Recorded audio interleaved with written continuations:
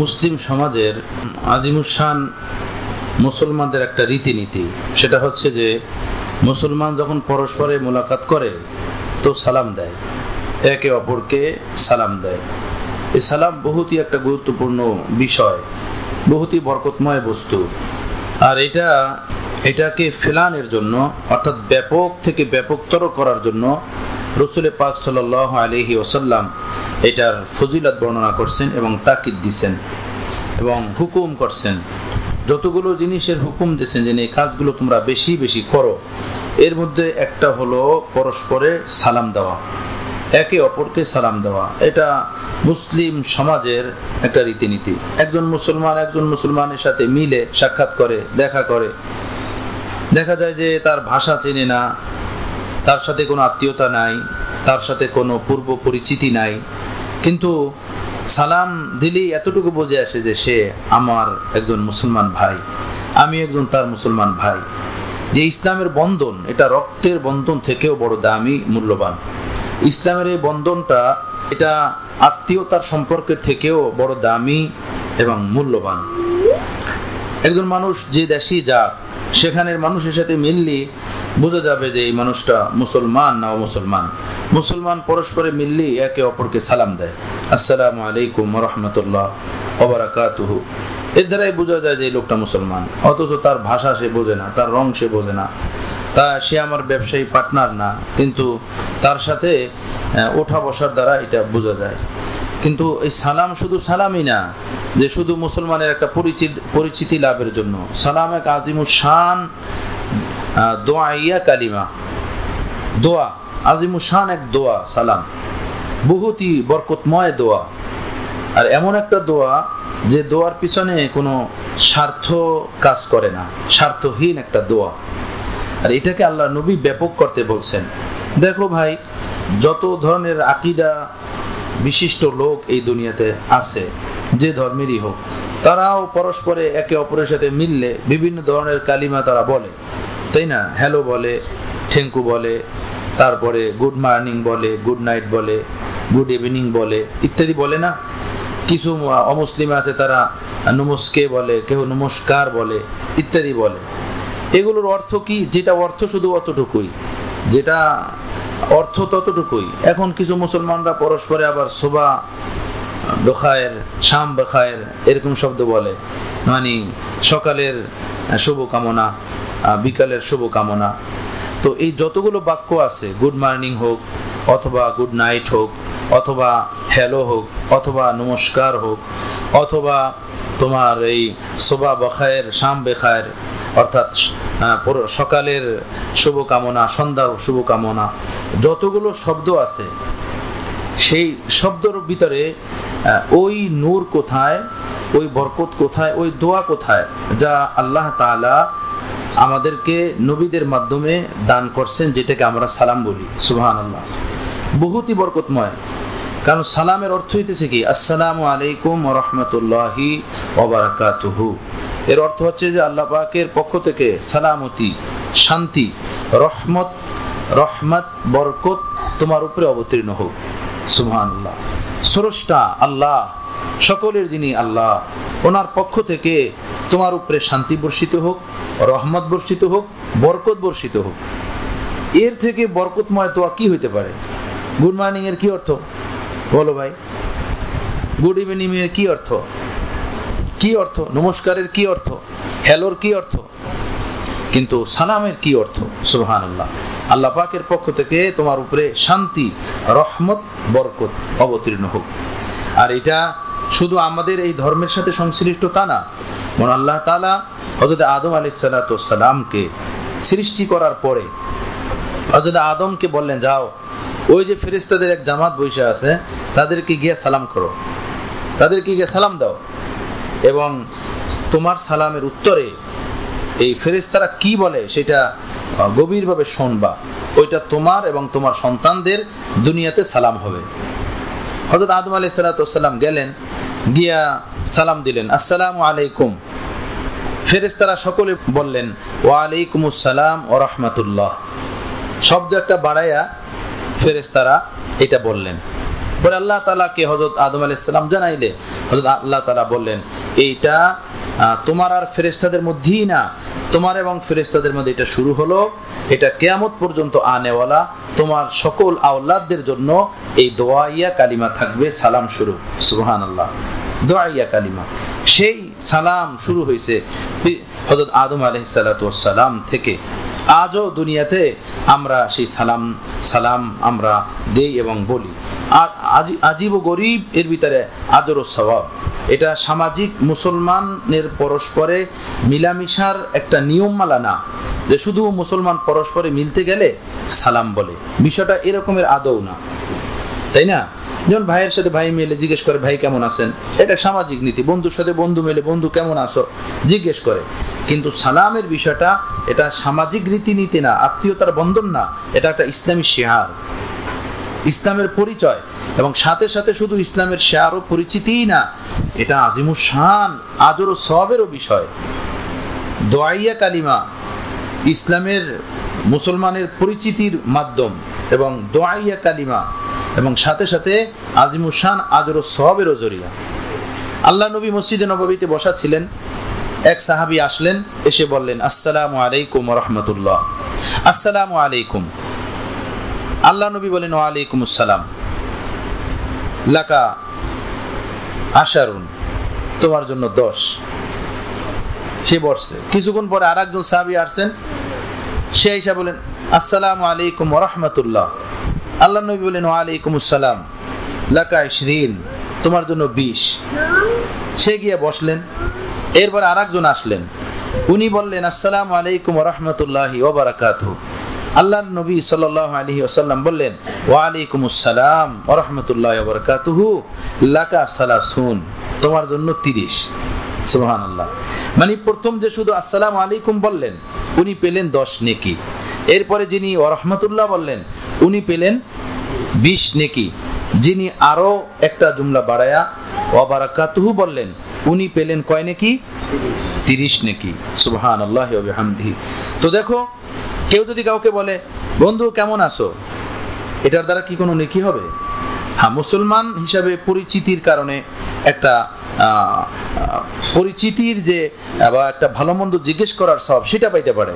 কিন্তু আসসালামু আলাইকুম ওয়া রাহমাতুল্লাহি ওয়া বারাকাতুহু বললে যে 30টা নেকি, যা প্রিয় নবী সাল্লাল্লাহু আলাইহি ওয়াসাল্লাম বলছেন, এরকমের কোনো বাক্য কি আছে আরো যেটা বললে এভাবে নেকি পাওয়া যাবে? পরস্পরে দেখাশোনার সময় যদি বলা হয় সুবহ বখায়ের, শাম বখায়ের, প্রভাতের শুভেচ্ছা, হ্যাঁ, সন্ধ্যাকালীন শুভেচ্ছা অথবা রাতের শুভেচ্ছা, কোনো সওয়াব পাওয়া যাবে? কোনো আলেম ওলামা কেউ বলছেন এরকমের? না কোনো কিতাবে এরকমের উল্লেখ আছে। কিন্তু সুবহানাল্লাহ, হাদিসে পাকের ভিতরে আসছেন আল্লাহর নবী বলেন যে আসসালামু আলাইকুম বললো তো 10 নেকি পাবে, ও রাহমাতুল্লাহ বললো বাড়ায়া 20 নেকি পাবে, ও বারাকাতু বললো বাড়ায়া তো 30 নেকি পাবে। তো সালাম শুধু সালাম না, আজিমুস শান বন্দিগিরও জরিয়া, আজিমুস শান নেকিরও জরিয়া, আজিমুস শান ইবাদতেরও জরিয়া। পরস্পরে সালাম দিতে রইল আর তার আমল নামায় নেকি জমতে রইল, নেকি জমতে রইল, নেকি জমতে রইল। সুবহানাল্লাহ। দেখো সালামের ভিতরে আমরা কি বলি? আসসালামু আলাইকুম। এখানে জামার সিগা ব্যবহার হয়, তাই না? আসসালামু আলাইকা না, আসসালামু আলাইকুম। আলাইকুম তো জামার সিগা। তো জামার সিগা কেন ব্যবহার করা হয়? বলা দরকার ছিল তো আসসালামু আলাইকা, তুমি আমাকে সালাম দিলা বা আমি তোমাকে সালাম দিলাম, তো আমি তো একজন, তুমি তো একজন, সেখানে এক বচন ব্যবহার করা উচিত ছিল যে আসসালামু আলাইকা ওয়া রাহমাতুল্লাহি ওয়া বারাকাতুহু। কিন্তু বলা হয় আসসালামু আলাইকুম ওয়া রাহমাতুল্লাহি ওয়া বারাকাতুহু। মানে কুম জামার সিগা বহু বচন ব্যবহার করা হলো কেন? তো ফুকাহায়ে কেরাম ওনারা বলেন কারণ হলো এই, এখানে মূলত 3 জনকে সালাম দেওয়ার উদ্দেশ্য, একজনকে না, 3 জনকে। একজন তো হলো যাকে সালাম দেওয়া হলো আসসালামু আলাইকুম, যে ব্যক্তি, আর 2 জন হলেন তার সাথে কিরামান কাতিবিন, 2 ফেরেশতা, ইয়ালামুনা মা তাফালুন। প্রতিটা মানুষের সাথে যে 2 জন ফেরেশতা থাকে কিরামান কাতিবিন, ডানে এবং বামে, তাদেরকেও নিয়ত করা উদ্দেশ্য। এজন্য আসসালামু আলাইকুম বলা হয় যে তোমার উপরেও শান্তি বর্ষিত হোক, আর তোমার সাথে যে 2 আল্লাহর মহান পবিত্র ফেরেশতা আছেন তাদের উপরেও শান্তি বর্ষিত হোক। সুবহানাল্লাহ। এজন্য বুজুর্গানে দিনরা বলেন সালামের সময় নিয়ত করা দরকার যে আমি শুধু তোমাকেই সালাম দেই না, হে মুসলিম, তোমার সাথে যে তোমার নুরানি ফেরেশতারা আছেন আমি তাদেরকেও সালাম দিই। আর সালাম দিব কেন? আরে সালাম দিলে তো আমার ফায়দাই ফায়দা। ফায়দা কি? সালাম দেওয়া সুন্নাত বা মুস্তাহাব, কিন্তু উত্তর দেওয়া কি? ওয়াজিব। উত্তর দেওয়া ওয়াজিব। সালাম দেওয়া অনেক ফজিলতের কাজ, কিন্তু কেহ যদি কাউকে সালাম দেয় এর উত্তর দেওয়া ওয়াজিব। তো উত্তর দিবে কি? ওয়ালাইকুমুস সালাম ওয়া রাহমাতুল্লাহ ওয়া বারাকাতুহু। যেমন সালাম তেমনি উত্তর। সালাম দেনওয়ালা বলল আল্লাহ পাকের শান্তি, রহমত, বরকত তোমার উপরে অবতীর্ণ হোক। উত্তর দেনওয়ালা বলল আল্লাহ পাকের রহমত, বরকত, শান্তি হে আমার ভাই তোমার উপরেও অবতীর্ণ হোক। সুবহানাল্লাহ। তো সাথে থাকনেওয়ালা যে ফেরেশতা তারা তো নুরানি মাখলুক, নুরানি ফেরেশতা, তারা আমাকে দোয়া দিল, আমি তোমাকে সালাম দিলাম, তুমি উত্তর দিলে। এমনটা হতে পারে না উত্তর শুধু তুমি দিলে তোমার সাথে যারা ফেরেশতা ছিল তারা দিবে না। আমার তো নিয়ত তাদেরকেও, আমি যখন সালামের শুরুতে নিয়ত করব আমি সালাম দিচ্ছি আমার এই বন্ধুটাকে বা আমার এই ভাইটাকে বা আমার এই বাবাকে, মাকে, সাথে তার সাথে যে ফেরেশতা আছেন তাদেরকেও সালাম দিতেছি। তো এই নিয়তের কারণে আমার বাবা যেভাবে আমাকে সালামের উত্তর দিবেন, আমার ভাই বন্ধু যেভাবে আমাকে সালামের উত্তর দিবেন, আমার বাবা ভাই বন্ধুর সাথে যে ফেরেশতা আছেন তাদের নিয়ত করার কারণে তারাও কি দিবে? সালামের উত্তর দিবে। তো এই নুরানি মাখলুক, নিষ্পাপ, মাসুম ফেরেশতা তারাও আমাকে সালামের উত্তর দিলেন, মানি তাদেরও আমি দোয়ার অধিকারী হয়ে গেলাম, তাদেরও আমি দোয়া পেয়ে গেলাম। আমার বন্ধু, আমাদের বুজুর্গানে দিনটা বলেন কি আজিমুশ শান দোয়া। কারো জীবনে যদি একবার লেগে যায় ওর কপাল পাল্টায়া যাবে, এই জাহান্নামী থেকে জান্নাতি পথে চলা শুরু করবে, পাপের রাস্তা ছাইরা খোদার রাস্তায় চলা শুরু করবে যদি একটা এই দোয়া কারোর জন্য কবুল হয়ে যায়, কারো সাথে যদি কবুল হয়ে যায়। আল্লাহ আমাদেরকে এর পিপাসু বানান। রাসূল পাক সাল্লাল্লাহু আলাইহি ওয়াসাল্লাম বলছেন যে তিনটা কাম বেশি বেশি করো, তিনটা কাম যদি বেশি বেশি করো নিরাপদে জান্নাতে প্রবেশ করতে পারবে। একটা হলো যে আফশুস সালাম, আফশুস সালাম, মানুষকে বেশি বেশি সালাম দাও, বেশি বেশি সালাম দাও। তারিফ আম লা তারিফ, চিনো অথবা না চিনো, পরিচিত হোক অথবা না হোক, সালাম দাও, পরস্পরে সালাম দাও। সালামের দ্বারা মোহাব্বত তৈরি হয়, আল্লাহ পাকের রহমত বর্ষণ হয়।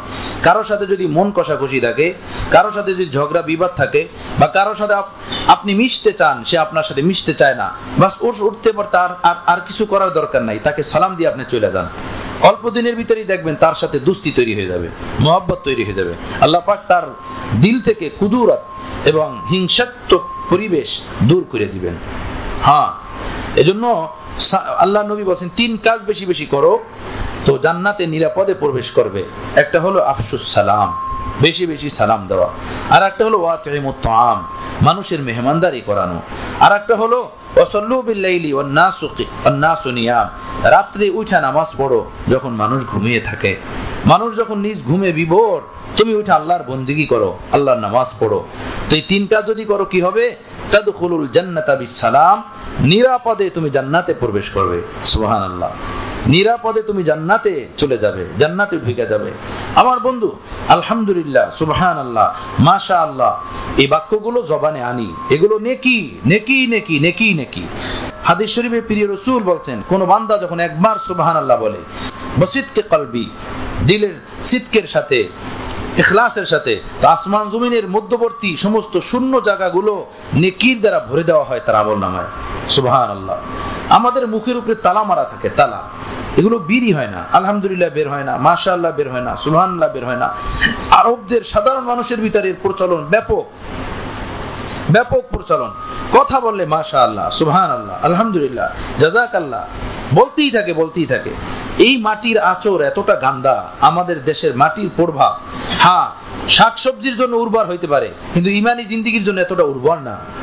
এই দেশের মাটি কেমনই জানি, এই দেশের মাটির রং কেমন জানি, মানে ভালো বাদামকেও পুইড়া দেয়, ভালো সবজিকেও পুইড়া দেয়, অর্থাৎ ধারদার ইমানদারকেও ইমানের রাস্তাতে কেমন জানি সরাইয়া দেয়। মাদ্রাসা, দিনী শিক্ষা প্রতিষ্ঠানগুলোর ভিতরেও এই জিনিসগুলো বিদায় হয়ে যাইতেছে, এগুলো নাই। তো কথা বললে সুবহানাল্লাহ, মাশাআল্লাহ, কথার মাঝখানে বলা এবং বিষয়বস্তু বুঝা সে অনুযায়ী আল্লাহ পাকের কৃতজ্ঞতা আদায় করা, এটাও আল্লাহ পাকের পক্ষ থেকে আজর ও সওয়াব পাওয়ার আযীমুশ শান এক জরিয়া। বুঝে আসছে কথাটা? সুম্মুম বুকমুন বলে একদম জবানে তালা মাইরে রাখার কি উদ্দেশ্য? আরে ভাই, নেকির উদ্দেশ্যে বলতে থাকো। এক সুবহানাল্লাহ ভেড়া পার করে দিবেন কিয়ামতের দিন। এক সুবহানাল্লাহ জান্নাতে পৌঁছে দিবেন। এক আলহামদুলিল্লাহ মুক্তি দিয়া জান্নাতে নিয়ে যাবেন। বুঝে আসছে কথাটা? এগুলোর অভ্যাস করি। সুবহানাল্লাহ, আলহামদুলিল্লাহ, মাশাআল্লাহ, লা হাওলা ওয়ালা কুওয়াতা ইল্লা বিল্লাহ, এগুলো বলতেই থাকি, মুখের ভিতর বলতেই থাকি। কে জানে কোনটা কবুল হয়ে যায় আর কিয়ামতের দিন আমার নাজাতের জরিয়া হয়ে যায়। বুঝতেছো আমার বন্ধু, আমার ভাই? মারুফ কারখি এক বুজুর্গ ছিলেন, অনেক বড় আল্লাহর ওলি ছিলেন। হযরত জুনায়েদ বাগদাদী রহমাতুল্লাহ আলাইহির উনি দাদা পীর। হযরত জুনায়েদ বাগদাদী রহমাতুল্লাহ আলাইহির শায়েখ হইলেন সারি সুক্তি রহমাতুল্লাহ আলাইহি। জুনায়েদ বাগদাদীর শায়েখ হইলেন সারি সুক্তি। সারি সুক্তির খলিফা হলেন হযরত জুনায়েদ বাগদাদী, আর সারি সুক্তি হলেন হযরত মারুফ কারখির খলিফা। সারি সুক্তি শায়েখ হলেন হযরত মারুফ কারখি। অত্যন্ত আবেদ এবং ইবাদত গুজার বান্দা ছিলেন। জিকরুল্লাহর ভিতরে হামেশা ডুবে থাকতেন, জিকির করতেই থাকতেন, মুখকে থামাইতেন না। একবার উনি নাপিতের দোকানে, নায়ের দোকানে সেলুনে গেছেন চুল কাটার জন্য এবং মোষ টোস কাটার জন্য। তো চুল কাটার পরে যখন মোষ কাটতেছিল নাপিতে, তো নাপিত দেখলো যে ঠোঁট ওনার লড়তেছে আর আল্লাহ আল্লাহ জিকির করতেছে, আল্লাহ আল্লাহ জিকির করতেছে। তো নাপিত বলল যে হুজুর একটু থামেন, আপনার মোষটা একটু কাইটা নেই, একটু থামেন। তো হযরত মারুফ কারকি রহমতুল্লাহ বললেন যে হ্যাঁ, তুমি তো তোমার কাম করবে আর আমি আমার কাম ছেড়ে দিব। তুমি তোমার কাম করবে আর আমি আমার কাম ছেড়ে দিব। তুমি তোমার কাজ করতেছো, চুল কাটতেছো, আর আমি আমার জিকরুল্লাহ ছেড়ে দিব। আল্লাহ আল্লাহ, আল্লাহ আল্লাহ। জীবনকে কিভাবে মূল্যবান বানাইছেন, জীবনকে কিভাবে দামি বানাইছেন। আল্লাহ আখিরাতের জন্য এমন দামি জীবন আপনি আমাদেরকে বানানোর তৌফিক দেন। আল্লাহ আপনার কাছে ভিক্ষা চাই, আপনি আমাদেরকে এমন জিন্দেগি দেন। আল্লাহ এই দুনিয়ার উপরে মরতে চাই না, আপনার জাতে পাকের উপরে, নামে পাকের উপরে মরতে চাই। আপনাকে নিয়ে জিন্দা থাকতে চাই, আপনাকে নিয়ে মরতে চাই, আপনাকে নিয়ে, আপনার খুশি নিয়ে আপনার কাছে আসতে চাই। হ্যাঁ, এখানে মর্জি তুমি পোলাও কোরমা খাওয়াও না খাওয়াও সেটা তোমার ইচ্ছা। বাকি আজমাইশে পড়তে চাই না, পরীক্ষায় পড়তে চাই না, এখানেও আনন্দের জিন্দেগি চাই, কিন্তু তোমাকে নিয়া, তোমাকে ভুইলা না। ওই আনন্দ না, আযাব ও গজব, যে আনন্দ আল্লাহকে ভুইলা হয়। ওই খুশি না, ওইটা জাহান্নামের আগুন, যে খুশির ভিতরে খোদার রেজা থাকে না, খোদার সন্তুষ্টি থাকে না, খোদার মহব্বত ও ভালোবাসার দরদের প্রাণ থাকে না। এটা কোনো খুশি, এটা সম্পূর্ণ জাহান্নামের আগুন। এজন্য আমার বন্ধুগণ, আমার ভাইয়েরা, দেখো আমাদের বুজুর্গানে দিনরা যারা আল্লাহর ওলি হয়েছেন, প্রিয় হয়েছেন, কিভাবে হয়েছেন, জিকরুল্লাহর ভিতরে কিভাবে ডুবে থাকতেন। হ্যাঁ, এতটুকুও ফুরসত নাই, এতটুকুও ফুরসত দিলেন না যে মোষটা কাটুক। আরে ভাই, তোমার কাটা তুমি কাটো, আমার কাজ আমাকে করতে দাও। তোমার কাজ তুমি করো, আমার কাজ আমি করি। তুমি চুল কাটো, আমি জিকির করি। সুবহানাল্লাহ, সুবহানাল্লাহ। জবানকে এভাবে জিকরুল্লাহর দ্বারা তরুতাজা রাখা উচিত, জিকরুল্লাহর দ্বারা। হ্যাঁ, এক তাসবিহ তো 24 ঘন্টা পড়া সম্ভব না। উঠতে বসতে চলতে পড়তে কৃতজ্ঞতাওয়ালা জবান ও শুকরিয়া, এটা দিলের ভিতরে, জবানের ভিতরে এটা জারি রাখা। হযরত আলী বলছেন, 5 দৌলত যে পাইলো সে দুনিয়ার সব নিয়ামত পাইলো। এর ভিতরে একটা হলো শুকর করনেওয়ালা দিল, জিকির করনেওয়ালা জবান। এটা যে পেলো, দুনিয়ার সব নিয়ামত পেয়ে গেল। একজনের দাওয়াত খাওয়ায় জাযাকাল্লাহ বলতে বলতে আসে, তার খানা যদি ভালো হয় তো তার কৃতজ্ঞতা যুগ পর্যন্ত আদায় করে। আরে ভাই, ওই যে আমার বন্ধু আব্দুল হাকিমের বাসায় দাওয়াত খাইছিলাম, এই যে রোস্ট পাকাইছে, এই স্যার রোস্ট, এরকম রোস্ট আর কোনোদিন খাই নাই, বলে এভাবে, তাই না?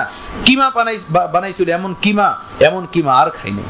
গরুর গোস্তর কালো ভুনা করছিল, এত সুন্দর, এরকমের গরুর গোস্তর কালো ভুনা আর খাই নাই। বোনের বাসায় গেছিলাম, পিঠা বানায় খাওয়াইছে, আহা শীতের পিঠা, এত মজা, এরকমের পিঠা আর খাই নাই। বলি না, আল্লাহ আল্লাহ আল্লাহ। এক বেলা পিঠা খাওয়ার পরে, এক কালাবুনা খাওয়ার পরে, আরে এক রোস্ট খাওয়ার পরে, এত যুগ পর্যন্ত তার কৃতজ্ঞতা, তার জিকির, তার স্মরণ। আর যে আল্লাহর নিয়ামতের 24 ঘন্টার ভিতরে ডুইবা আছি, 24 ঘন্টা যে আল্লাহর নিয়ামতের ভিতরে ডুইবা আছি, তার কৃতজ্ঞতা কোথায়, তার জিকির কোথায়, তার শুকুর কোথায়, তার ফিকির কোথায়, তার খুশির তালাশ কোথায়? কিসের জন্য এই পড়া, কিসের জন্য এই পড়ানো, কিসের জন্য শিখা, কিসের জন্য শিখানো? যদি পালনেওয়ালাকেই না পাওয়া যায়, দেনেওয়ালার এহসান এবং শুকুরগুজারি না হওয়া যায়। আমার বন্ধুগণ, আমার ভাইয়েরা, আল্লাহ আমাদেরকে আমাদের আসলাফের রং ও ঢং দান করেন, তাদের মতো জিক্র ফিকিরওয়ালা জিন্দিগি দান করেন, জিন্দিগিকে বন্দিগি বানানোর তৌফিক আল্লাহ তাআলা নসিব করেন। বুঝে আসছে আমার ভাইয়েরা? তো সালাম শুধু সালামই না, আজিমুস শান এক বন্দিগি। আজিমুশান এক সওয়াব, নেকি। কিয়ামতের ময়দানে একটা নেকির জন্য দৌড় পড়তে থাকবে মানুষ, দৌড় পড়তে থাকবে। সন্তানরা মায়ের কাছে যাবে, মা একটা নেকি দাও তাহলে আমি পার পেয়ে যাব। মা বলবে না, আমার কোনো বিবাহ হয় নাই, দুনিয়াতে আমার কোনো সন্তানই ছিল না, তুই কিসের সন্তান, ভাগ এখান থেকে, ভাগাইয়া দেবে। মা সন্তানের পরিচয় দিবে না। এটা কোনো কিচ্ছা কাহিনী, পবিত্র কালামে পাকের কথা। আল্লাহ নিজে বলছেন এভাবে বন্ধু বন্ধুর পরিচয় দিবে না, বাবা সন্তানের পরিচয় দিবে না। এভাবে সালামের দ্বারা নেকি আমলনামার ভিতরে জমানো, এটা কত বড় খুশকিসমতির বিষয়। বুঝতে পারছে ভাই? এজন্য সালামের প্রচলন করি ব্যাপকভাবে, উঠতে বসতে সালাম দেই। হ্যাঁ, বাকি কিছু কিছু স্থান আছে যেখানে সালাম দেওয়া নিষেধ। যেমন কেউ নামাজ পড়ে তাকে সালাম দেওয়া যায় না, কেউ খানা খায় তাকে সালাম দেওয়া যায় না, কেউ ইস্তেন্দা করে তাকে সালাম দেওয়া যায় না, কোরআনে পাকের তেলাওয়াত করে তাকে সালাম দেওয়া যায় না, কেউ জিকিরে মশগুল তাকে সালাম দেওয়া যায় না, কেউ কিতাব পড়তেছে তাকে সালাম দেওয়া যায় না, হ্যাঁ, কেউ মজলিসে বসে আছেন, ওয়াজ করতেছেন বা ওয়াজ শুনতেছেন তাকে সালাম দেওয়া যায় না। সারমর্ম হলো, যে ব্যক্তি নিজের কোনো কাজে মশগুল তাকে সালাম দিলে তার কাজটার ভিতরে ব্যাঘাত ঘটবে, এমন ব্যক্তিকে সালাম দেওয়া যায় না। এছাড়া উঠতে বসতে চলতে ফিরতে সব জায়গাতে সালামের প্রচলন করা। হ্যাঁ, ক্লাসরুমের ভিতরে, দরজগার ভিতরে সাথীরা পড়ে, তুমি আসলা গেলা সালাম দিলা না, এটা না। রাস্তায়, হুজুখানায় ওঠা বসা করে চলতে, মাঠে ময়দানে সালাম দেখা হয়, সালাম দাও। ওস্তাদের সাথে দেখা, সালাম দাও। সাথী ভাইদের সাথে দেখা, সালাম দাও। বাবা আসছেন, সালাম দাও। মামা আসছেন, সালাম দাও। কোনো মুরব্বী দেখছো, সালাম দাও। ছোট দেখছো, সালাম দাও। বড় দেখছো, সালাম দাও। সালাম দাও, আল্লাহর রহমত নাও, দোয়া নাও, আসসালামু আলাইকুম। বাকি সালাম স্পষ্ট ভাবে দেওয়া উচিত, সালাম স্পষ্ট ভাবে দেওয়া উচিত। আসসালামু আলাইকুম, আসসালামু আলাইকুম, আসসালামু আলাইকুম বললেও সালাম আদায় হয়ে যাবে, কিন্তু পূর্ণাঙ্গ সালাম সে দিল না, পূর্ণাঙ্গ নেকি সে পাবে না। আসসালামু আলাইকুমের সাথে যদি বলে রাহমাতুল্লাহি ওয়া বারাকাতুহু, তো নেকিও হলো এবং সালাম পূর্ণাঙ্গ হলো। বুঝে আসছে ভাই? কিন্তু উত্তর দেনেওয়ালা, তার জন্য উত্তর দেওয়া ওয়াজিব। ওয়া আলাইকুমুস সালাম এতটুকু যদি বলে ওয়াজিব আদায় হয়ে যাবে। ওয়া রাহমাতুল্লাহি ওয়া বারাকাতুহু যদি বলে তো মুস্তাহাব হবে, নেকি পাবে। কিন্তু ওয়া আলাইকুমুস সালাম বলা এটা তো ওয়াজিব। বাকি এখন সালামের জবাব শুনাইয়া দেওয়া ওয়াজিব কি ওয়াজিব না? বায উলামায়ে কেরাম বলেন, যিনি সালাম দিলেন তাকে সালামের জবাব শুনাইয়া দেওয়া ওয়াজিব। কেউ বলেন শুনাইয়া দেওয়া ওয়াজিব না, মুখে উচ্চারণ করে দেওয়া ওয়াজিব। মুখে উচ্চারণ করে দেওয়া ওয়াজিব। সালাম দেনেওয়ালা যেন বোঝেন যে উনি আমার সালামের উত্তর দিছেন, আমার সালামটা শুনি উনি নিছেন, এতটুকু হলেই ওয়াজিব হয়ে যাবে। কখনো মেসেজ লেখা হয়, মেসেজের ভিতরে সালাম লেখা হয়, আসসালামু আলাইকুম ওয়া রাহমাতুল্লাহ। তালেব ইলমরা লেখেন উস্তাদের নিকটে, মুরিদ লেখেন শায়েখের নিকটে, ছোট লেখেন বড়র নিকটে, অথবা বড় লেখেন ছোটর নিকটে। চিঠির ভিতরে সালাম লেখা হয়, এই চিঠির লিখিত সালামের উত্তর দেওয়া ওয়াজিব। বুঝতে পারছে কথাটা? উত্তর এটা কিভাবে দিবে? কেউ বলছে সে সালাম পাঠাইছে, উত্তর সালাম লেখা পাঠাইতে হবে। কিন্তু বায উলামায়ে কেরাম বলেন, ভাই এটা মুশকিল, চিঠি পাঠাইতে গেলে তার টাকা লাগবে, খরচ লাগবে, সালামের জন্য উত্তর দিয়ে পাঠাইতে গেলে পেরেশানি হবে, তাই না? তো বলছে ঠিক আছে, তাহরিরি সালাম, লিখিত সালামের উত্তর লিখিতভাবে পাঠানো এটা মুস্তাহাব। যদি লিখিতভাবে না পাঠায়, শুধু মৌখিকভাবে সালামটা পয়রা সে বলল ওয়া আলাইকুমুস সালাম ওয়া রাহমাতুল্লাহ ওয়া বারাকাতুহু, তাতে ওয়াজিব আদায় হয়ে যাবে। কিন্তু চিঠি পড়লো, মেসেজ পড়লো, শুরুতে লেখা আছে আসসালামু আলাইকুম ওয়া রাহমাতুল্লাহ, এর উত্তরে আর সে কিছুই বলল না, চুপচাপ, এই মেসেজের উত্তরও দিল না, আর সে মৌখিকভাবে ওয়া আলাইকুমুস সালাম বলল না, তাহলে ওয়াজিব তরকের গুনাহ হয়ে যাবে। দেখো, মাসালা না জানার কারণে মুফতে বসে বসে ওয়াজিব তরকের গুনাহ হইতেছে। বুঝা যাচ্ছে কথাটা? এজন্য লিখিতভাবে যদি কারো কাছে কোনো সালাম আসে, মোবাইলে আসে, হ্যাঁ, এটার উত্তর দেওয়া ওয়াজিব। তাই তাকে শুনাইয়া দেওয়া হোক অথবা না শুনাইয়া দেওয়া হোক। ভয়েস রেকর্ডই তোমার কাছে কেউ পাঠাইলো, আসসালামু আলাইকুম ওয়া রাহমাতুল্লাহ, ভাই আব্দুল্লাহ তুমি কেমন আছো? আমরা সবাইকে ভালো আছি, আমরা বাড়িতে এসে পুষছি, একটা মেসেজ তোমাকে দিল, এটার উত্তর দেওয়া লিখিতভাবে বা ভয়েস উত্তর দেওয়া তোমার জন্য ওয়াজিব। যদি ওয়াজিব এটা আদায় না করো, বায উলামায়ে কেরাম বলেন লিখিতভাবে বা ভয়েস দিয়ে যদি ওয়াজিব আদায় নাও করা হয়, কিন্তু মৌখিকভাবে তার মেসেজ শুনে বলল ওয়া আলাইকুমুস সালাম ওয়া রাহমাতুল্লাহি ওয়া বারাকাতুহু, তাতে ওয়াজিব আদায় হয়ে যাবে। মাসালা বুঝতে পারছো তোমরা? হ্যাঁ, এটা হলো সালামের আদব ও তরিকা। গায়রে মুসলিমকে সালাম না দেওয়া, গায়রে মুসলিমকে কি না দেওয়া? সালাম দেওয়া না দেওয়া, কোনো কাফেরকে সালাম না দেওয়া, কোনো কাফেরকে সালাম না দেওয়া, এটাই হলো আসল মাসআলা। যদি কোন কাফের সালাম দেয়, কোন অমুসলিম সালাম দেয়, তখন কি বলা? তখন তার উত্তরে ওয়া আলাইকুম বলা অথবা ইয়াহদিকুমুল্লাহ বলা, এই দুইটার যে কোনো একটা। ওয়া আলাইকুম বললেই যথেষ্ট, ওয়া আলাইকুম অথবা ইয়াহদিকুমুল্লাহ, তোমার উপর আল্লাহর ওয়া আলাইকুম বলা অথবা ইয়াহদিকুমুল্লাহ, আল্লাহ তোমাকে হেদায়েত দেন, এভাবে উত্তর দেওয়া। কিন্তু মুসলমান যেভাবে পরস্পরে উত্তর দেওয়া হয় এভাবে উত্তর দিবে না। বুঝাচ্ছে ভাই? ওয়া আলাইকুম যে আমরা বলবো, এটা এজন্য বলবো যে প্রিয় রাসূল সাল্লাল্লাহু আলাইহি সাল্লাম এটা শিক্ষা দিয়েছেন। মদিনাতে আল্লাহ নবী হিজরত করে যাওয়ার পরে মদিনার আশপাশে অনেক ইহুদিরা বসবাস করত। দুনিয়ার সবচেয়ে বত্তর নিকৃষ্ট জাতি হলো ইহুদি, সবচেয়ে শরীর, সবচেয়ে উচ্ছৃঙ্খল, দুনিয়ার শান্তিকে অশান্তিতে পরিণতকারী জাতি হলো ইহুদি জাতি। এটা মনে রাখবা, এদের থেকে বত্তর জাতি দুনিয়াতে এখন নাই। বাকি দুনিয়ার শুরু লগ্নে এরা ছিল সবচেয়ে ভালো জাতি, কারণ এই বনী ইসরাইলের ভিতরে আল্লাহ পাক হাজার হাজার পয়গাম্বার পাঠাইছেন। কথা বুঝতেছো? অনেক শিল্পপতি, রাজা বাদশা, এদের পয়সা সন্তানরা টাকা পয়সা পাইয়া যেভাবে এদের সন্তানরা নষ্ট হয়ে যায়, এভাবে হয় না অনেক সময় যে বাবার টাকা পয়সা পেয়ে, রাজার গদি পেয়ে সন্তানরা নষ্ট হয়ে গেছে, বাবার টাকা পয়সা পেয়ে সন্তান নষ্ট হয়ে গেছে, বাবার পদবি পেয়ে সন্তানরা নষ্ট হয়ে গেছে, অন্যায় অত্যাচার অবিচারের ভিতরে লিপ্ত হয়ে গেছে। তো এই ইহুদি জাতি এরা ছিল নবীদের আওলাদ, কিন্তু এদেরকে এমন ভূতে ধরছে, এমন শয়তানে পাইছে, এরা ছিল সবচেয়ে উৎকৃষ্ট জাতি, এখন জমিনের সবচেয়ে নিকৃষ্ট জাতি এরা। এদের থেকে বত্তর এবং নিকৃষ্ট কওম এই দুনিয়ার উপরে আর নাই, সবচেয়ে শরীর জাতি ইহুদি জাতি। এরা মদিনার আশপাশে বসবাস করত। এরা আল্লাহ নবীর কাছে আসতো, আইসা বলতো আসসালামু আলাইকুম, লাম সরাই দিত মাঝখান থেকে, আসসালামু আলাইকুম। এভাবে এটা ব্যাপক হয়ে গেল। ইহুদিরা যখনই নবীর সাথে দেখা হতো আসসালামু আলাইকুম বলতো। আসসালামু আলাইকুমের অর্থ সামুন শব্দের তো হালাকাতি, বরবাদ, বরবাদি, মানে নাউজুবিল্লাহি মিন যালিক, হে মুহাম্মদ তুমি হালাক হয়ে যাও, বরবাদ হয়ে যাও, আস্তাগফিরুল্লাহ। এইভাবে ওরা আল্লাহ নবীর কাছে এসে বলতো, দেখা হলে সালাম দিত। একবার ইহুদিদের এক জামাত মসজিদে নববীতে আসছে, এসে সকলে বলল আসসালামু আলাইকুম।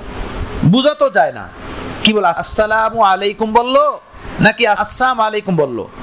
কিন্তু হযরত আয়েশা সিদ্দিকা রাদিয়াল্লাহু তাআলা আনহা কামরার ভিতর থেকে শুনলেন এই ইহুদিগুলো নে বলছে আসসালামু আলাইকুম।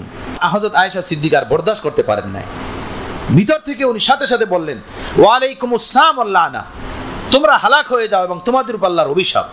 আল্লাহ নবী বললেন মা ইয়া আয়েশা, থামো থামো থামো। হযরত আয়েশা বললেন ইয়া রাসূলুল্লাহ, আপনি শুনেন না এই বেওকুফগুলো নিয়ে আপনাকে বদদোয়া দিতেছে, ওরা কি বলতেছে? হযরত রাসূল পাক সাল্লাল্লাহু আলাইহি সাল্লাম বললেন আয়েশা তুমি শোনো না আমি কি বলছি? উত্তরে আমি বলছি ওয়া আলাইকুম, ওয়া আলাইকুম, তোমরা যে আমাকে হালাকাতির বদদোয়া দিতেছো, ওয়া আলাইকুম, এই হালাকাতির বদদোয়া তোমাদের উপর অবতীর্ণ হোক। বুঝে আসছে কথাটা? ওয়া আলাইকুম। এজন্য কোন কাফের ও মুসলিম যদি সালাম দেয় তার উত্তরে ওয়া আলাইকুম বলা। কি বলা? ওয়া আলাইকুম বলা। এরপর নবী আলাইহিস সালাতু ওয়াস সালাম হযরতে আয়েশা সিদ্দিকাকে বললেন ইয়া আয়েশা ইন্নাল্লাহা ইউহিব্বুর রিফকা ফিল আমরি কুল্লিহি, আল্লাহ তাআলা সকল জিনিসের ক্ষেত্রে নরমি পছন্দ করেন, কঠোরতা না, নরমি পছন্দ করেন, এটাকে মহব্বত করেন, ভালোবাসেন। বাস ওরা বলছে যা বলছে বলছে, আমি আর কথা বাড়াই নাই, আমি ওয়া আলাইকুম বইলা তাদের উত্তর দিয়ে দিছি যে তোমরা বদদোয়া করতেছো, বদদোয়া তোমাদের উপরে অবতীর্ণ হোক। মিশকাত শরীফের riwayate আছে কেহ যদি কাউকে বদদোয়া দেয় আর ওই মানুষটা যদি বদদোয়ার উপযুক্ত না হয় তো ডাইরেক্ট আসমান থেকে ওই বদদোয়া তার উপরে এসে পড়ে। কেউ যদি কাউকে গালি দেয়, বদদোয়া দেয়, ফেরেশতারা উঠে এটা তার নিকটে নিয়ে যায় যে যাকে বদদোয়া দিল তার উপরে ফালানোর জন্য। কিন্তু এই বদদোয়ার উপযুক্ত যদি সে না হয় তো ওই বদদোয়া ডাইরেক্ট তার উপরে পড়ে। কথা বুঝতেছেন? অন্যায়ভাবে বদদোয়া দিলে কি বদদোয়া লেগে যাবে নাকি? আদৌ এমন না। বদদোয়ার কাজ করলে বদদোয়া লাগবে। সব মুশরিকরা মিলা, ইহুদিরা মিলা আল্লাহ নবীকে বদদোয়া দিত, কি হয়েছে তাতে? সাহাবায়ে কেরামকে বদদোয়া দিত, কি হয়েছে তাতে? সাহাবায়ে কেরাম মুসলমানের তরক্কি, উন্নতি, অগ্রতি হইতেই রয়েছে এবং কিয়ামত পর্যন্ত হইতে থাকবে। বুঝে আসছে আমার বন্ধুগণ? তো অমুসলিমদের সালামের উত্তরে ওয়ালাইকুম বলা, ওয়ালাইকুম বলা। আল্লাহ তাআলা আমাদেরকে আমলের তৌফিক দান করেন। এই মারুফ কারকি রহমাতুল্লাহ আলাইহি ওনার আরেকটা ঘটনা আছে কিতাবের ভিতরে, বুজুর্গানে দিন রাখছেন, যে রাস্তা দিয়ে হাইটে যাইতেছিলেন, প্রচন্ড গরম, এক ব্যক্তি রাস্তায় দাঁড়িয়ে পানি পান করাইতেছিলেন। উনি পানি পান করানোওয়ালা বললেন, আল্লাহ ওই ব্যক্তির উপরে রহম করেন যে আমার থেকে পানি পান করবে। মারুফ কারকি রহমাতুল্লাহ আলাইহি উনি গিয়েই তাড়াতাড়ি বলল, ভাই আমার এক গ্লাস পানি দেও। পানি পান করছেন, পানি পান করে যাইতে খাদেম বলল, হুজুর আপনি না রোজা, আপনি তো রোজা রাখছেন, নফল রোজা, তো আপনি রোজা ভেঙে আপনি পানি খেলেন। আরে ভাই পানি তো খাইছি, রোজা রাখছি, এটাও স্মরণ আছে। কিন্তু ওই ব্যক্তি কি বলছে শোনো না, দোয়া করতেছিল, হে আল্লাহ আপনি ওই ব্যক্তির উপরে রহম নাজিল করেন যে আমার থেকে পানি পান করবে। আমি নফল রোজা রাখছি, এটা আবার রাইখে ফেলাম, এটা আবার রাখবো, আদায় হয়ে যাবে। কিন্তু উনি যে দোয়া দিলেন, এই দোয়াটা যদি আমার জীবনে লেগে যায় তো আমি কামিয়াব হয়ে যাব, আমার কপাল খুলে যাবে, আমার ইহকাল পরকাল খুলে যাবে। আমি সেই দোয়া পাওয়ার আশায় রোজা ভাইয়া তার থেকে পানি পান করছি। সুবহানাল্লাহ। সালাম তো এক দোয়াইয়া কালিমা, এক দোয়া, পরস্পরে বলতে থাকা, দিতে থাকা, নিতে থাকা, বলতে থাকা, দিতে থাকা, নিতে থাকা। মনে থাকবে আমার বন্ধুরা? এজন্য খেয়াল করবো এটা, এতেমামের সাথে সালাম দিব, সালাম নিব, সালামের উত্তর দিব, স্পষ্ট ভাষায় সুন্দর করে পরিষ্কার করে আসসালামু আলাইকুম ওয়া রাহমাতুল্লাহি ওয়া বারাকাতুহু উত্তর দিব, ওয়া আলাইকুমুস সালাম ওয়া রাহমাতুল্লাহি ওয়া বারাকাতুহু। আল্লাহ তাআলা আমাদেরকে আমলের তৌফিক দেন। সহিহ বুখারীর রিওয়ায়াত যে হাদিস আমি আপনাদের সামনে পড়ছি, হযরত বারা ইবনে আযিব বলেন, রাসূল পাক সাল্লাল্লাহু আলাইহি ওয়াসাল্লাম আমাদেরকে 7টা জিনিসের নির্দেশ দিয়েছেন। এর মধ্যে একটা হলো ওয়া ইফশাইস সালাম, বেশি বেশি সালাম দেওয়া, বেশি বেশি সালাম ছড়ানো, ব্যাপক করা সালামের, সেটা নিয়ে কথা বললাম। আর কোরআনে পাকের আল্লাহ বলেন, ওয়া ইযা হুয়িতুম বিতাহিয়াতিন ফাহাইয়ু বিআহসানা মিনহা আও রুদ্দুহা, তোমাদের মধ্য থেকে কাউকে যখন সালাম দেওয়া হয় তো সালামের উত্তর তার থেকে সুন্দরভাবে দাও। তোমাকে যে রকমের সালাম দিল তার থেকে উত্তম তরিকায় তার উত্তর দাও। অর্থাৎ তোমাকে সালামের ভিতরে বললো আসসালামু আলাইকুম, তুমি উত্তরে বলো ওয়া আলাইকুমুস সালাম ওয়া রাহমাতুল্লাহ। তোমাকে বললো আসসালামু আলাইকুম ওয়া রাহমাতুল্লাহ, তুমি তার উত্তরে বলো ওয়া আলাইকুমুস সালাম ওয়া রাহমাতুল্লাহি ওয়া বারাকাতুহু। ওয়া ইযা হুয়িতুম বিতাহিয়াতিন ফাহাইয়ু বিআহসানা মিনহা, তোমাকে যখন সালাম দেয় কেউ, তুমি তার থেকে উত্তমভাবে ওই সালামের উত্তর দাও। আও রুদ্দুহা, এত বড়টা যদি না দিতে পারো তো কমাস কম হুবাহু ওই সালামের উত্তরটাই তাকে ফিরাইয়া দাও, ওয়া আলাইকুমুস সালামই বলে দাও। বুঝে আসছে ভাইয়েরা? আল্লাহ আমাদেরকে আমলের